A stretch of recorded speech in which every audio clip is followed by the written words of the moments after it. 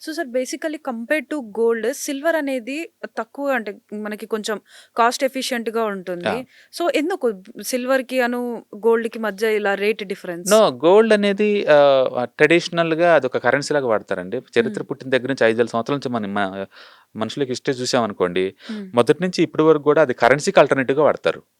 హ్మ్. రెండోది అది యెల్లో మెటల్ అనేది సంప్రదాయబద్ధంగా అది లేడీస్ స్త్రీ ధనంగా వాడతారు. హ్మ్. అండ్ మూడోది ఆర్నమెంట్స్ అప్పుడు అల్టిమేట్‌గా first priority goes to the yellow metal yellow అంతే. మెటల్.